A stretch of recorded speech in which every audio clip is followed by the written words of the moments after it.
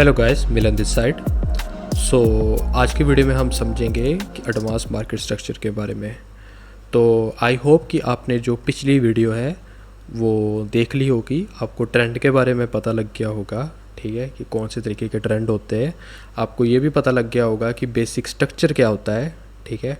तो अब हम एडवांस स्ट्रक्चर के बारे में समझेंगे। सबसे पहले तो हमें यार समझने की ये ज़रूरत है कि कभी भी मार्केट जो है वो ऐसे मूव नहीं करता कि मार्केट ऐसे जाके ब्रेकआउट स्ट्रक्चर दिया, ठीक है, यहाँ रिट्रेस किया फिर ऊपर गया। अगर तो मार्केट ऐसे मूव करने लग पड़े फिर तो सबको पता है कि भाई अच्छा यार ऊपर जा रहा है, ठीक है यार, यहाँ बाई की ट्रेड कर दो एंड प्रॉफिट होगा। हमने देखा है कि भाई जो 98-99% जो ट्रेडर्स है वो प्रॉफिटेबल नहीं है। और किस रीजंस की वजह से वो प्रॉफिटेबल नहीं है, मेरा काम ये है कि भाई उन रीजंस को बताना और कौन सी मिस्टेक्स वो कर रहे हैं ताकि जो आप वो मिस्टेक्स आप ना कर सको, ठीक है। तो हमने फ़र्स्ट ऑफ ऑल ये चीज़ देखी थी कि भाई अगर मार्केट ऐसे मूव करती है, ठीक है, और यहाँ से अगर वो ऊपर हायर हाई को ब्रेकआउट देती है, ठीक है, इसे हम बॉस बोलते हैं, ठीक है। एंड वही अगर मार्केट अप ट्रेंड में जाते हुए, ठीक है, मार्केट इधर जो उसका जो हायर लो है उसको ब्रेक करती है, देन मार्केट दूसरी डायरेक्शन में जाना स्टार्ट करती है एंड इसको चोच बोलते हैं।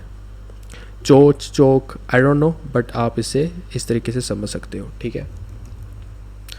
देखो यार, अब चीज़ ये है कि भाई जो इसका जो बेसिक है, इवन एडवांस में अगर आपको बेसिक चीज़ें क्लियर है फिर ही आपको एडवांस चीज़ें क्लियर होगी, ठीक है।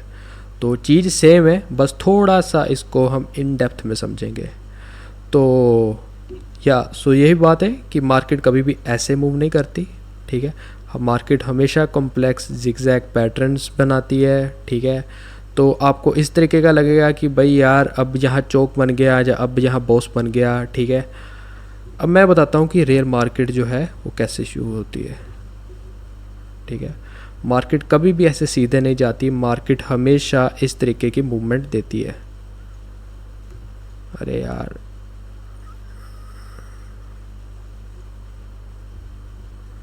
हमको ना जूम आउट,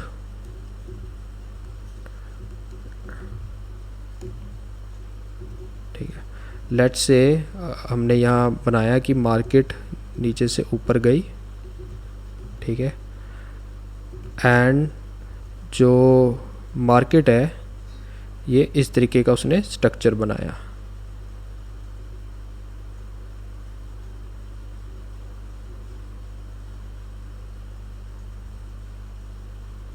ठीक है। आप उसमें फोकस मत करो, ये बस मैं आपको समझाने के लिए बता रहा हूँ, ठीक है, राइट। सो लेट्स से कि this is how the market is working. अब प्रॉब्लम ये आती है कि भाई लोग internal and external market structure में कंफ्यूज हो जाते हैं। मैंने आपको पिछली वीडियो में थोड़ा सा बताया था कि what is external market structure and what is internal market structure. तो एक बार फिर समझा रहा हूँ कि भाई अपने दिमाग में यही चीज़ रखो कि भाई जो ये ब्लू वाली लाइन है this is external market structure and जो उसके जो अंदर हो रहा है and that is internal market structure, ठीक है। लोग इस चीज़ को समझने में ही स्ट्रगल करते हैं। फॉर एग्ज़ाम्पल आप क्या कर सकते हो कि भाई जब मार्केट ऊपर से नीचे गई है, ठीक है, आप उसके जो मेजर पॉइंट्स है, स्विंग पॉइंट्स, आप वो मार्क करो। लेट्स से कि आपको नहीं पता कि मार्केट जो है आगे क्या करेगी, आप उसके स्विंग पॉइंट्स मार्क करो, ठीक है।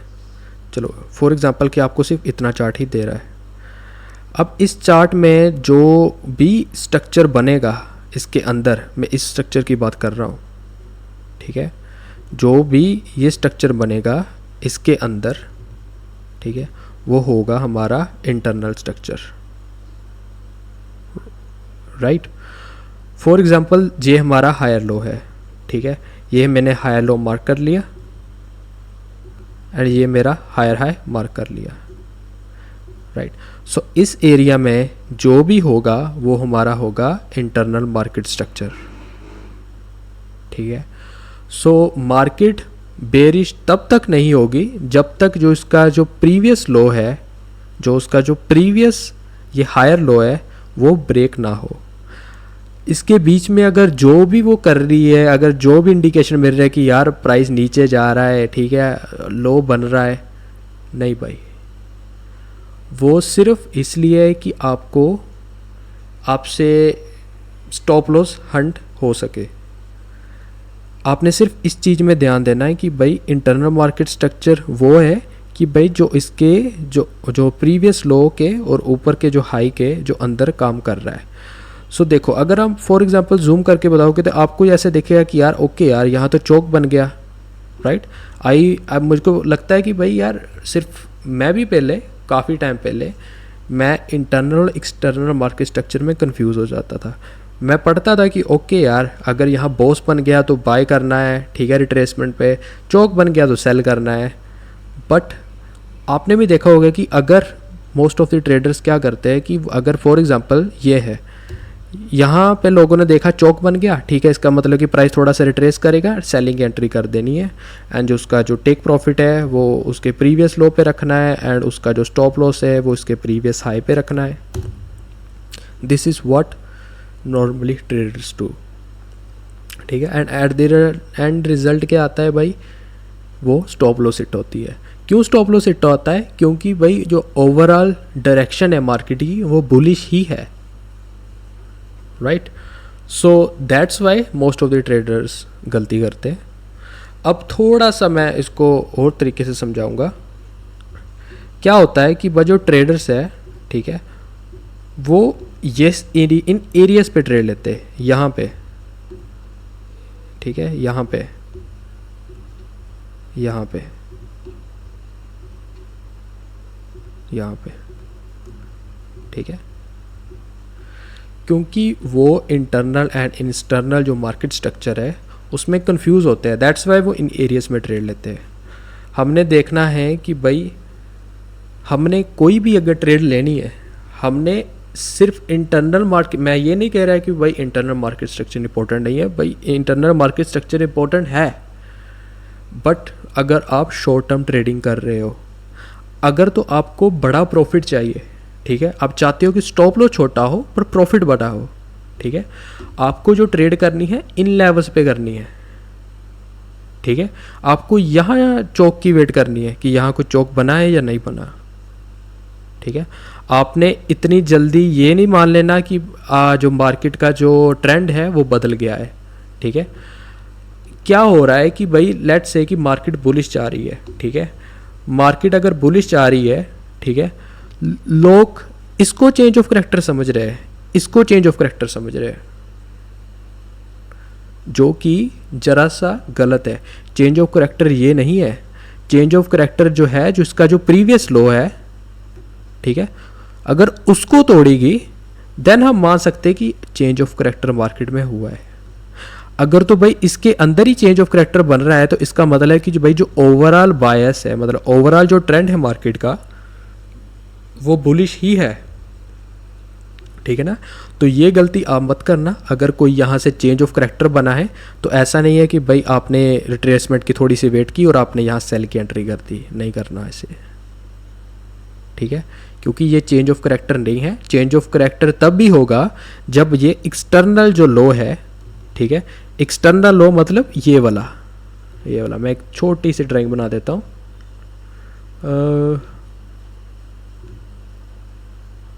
सर्कल, ये इसका है स्विंग लो। अगर ये स्विंग लो ब्रेक नहीं होता तब तक हम बोल नहीं सकते कि मार्केट का ट्रेंड है जो बुलिश से बेरिश हो गया है। हमें तब तक मार्केट का ट्रेंड बेरिश ही रखना है, बुलिश ही रखना है, जब तक ये मार्केट यहाँ से ब्रेकआउट ना करे। जो इसके अंदर हो रहा है सब बुलिश है, ठीक है। सो ये थोड़ा सा एडवांस मार्केट स्ट्रक्चर के बारे में कि आपको डिफरेंशिएट करना आ जाए कि भाई major advance external market structure कौन सा होता है और इंटरनल कौन सा होता है। आई होप कि आपको इसमें थोड़ी सी अंडरस्टैंडिंग होगी, ठीक है। अब इसमें यह है जिस लोग कंफ्यूज होते हैं वो इसी में ही कंफ्यूज होते हैं कि भाई इंटरनल और इंटरनल स्विंग पॉइंट्स कौन से होते हैं। ठीक है, मोस्ट ऑफ द पीपल क्या समझते हैं कि भाई कई बार ये एक्सटर्नल स्विंग पॉइंट है। अगर ऐसी चीज़ ना समझ लगे तो मैं वही बोलूँगा, लेट्स से कि मैं आपको रियल एग्जांपल में दिखाता हूँ। ठीक है, अगर आपको ये चीज़ ना पता लगे, for example this is the chart. ठीक है, ये गोल्ड का चार्ट है। कुछ लोग ये समझ जाएगी कि अब देखो यहाँ ब्रेकआउट स्ट्रक्चर हुआ, बहुत से समझ जाएगी कि ओके यार यहाँ से अब ब्रेकआउट स्ट्रक्चर हुआ है। ठीक है, लेट्स से यहाँ से ब्रेकआउट स्ट्रक्चर हुआ है, अब मार्केट यहाँ रिवर्स किया है। ठीक है, यहाँ fair value gap, fair value gap के बारे में थोड़ा सा मैं बाद में समझाऊंगा। तो यहाँ लोग शॉर्ट की एंट्री करेंगे, क्योंकि क्या हो रहा है, अगर लेट्स से कि हमें इस यहाँ का नहीं पता, देखो ठीक है क्या हो रहा है कि हमें तो यही लग रहा है कि ओके यार यहाँ चेंज ऑफ करेक्टर हो गया है, बट एक्चुअली में ये चेंज ऑफ करेक्टर नहीं हुआ। चेंज ऑफ करेक्टर तब तक चेंज ऑफ करेक्टर नहीं माना जाएगा जब तक उसका जो प्रीवियस लो है तब तक वो ब्रेक ना हो। अगर वो प्रीवियस लो ब्रेक होगा, एक्सटर्नल लो, ठीक है, जब तक previous external swing low break होगा तब तक वो चेंज ऑफ करेक्टर नहीं माना जाएगा। ठीक है, तो अगर हड़बड़ाहट में अगर किसी ने सेल की एंट्री की होगी तो उसका स्टॉप लॉस आएगा।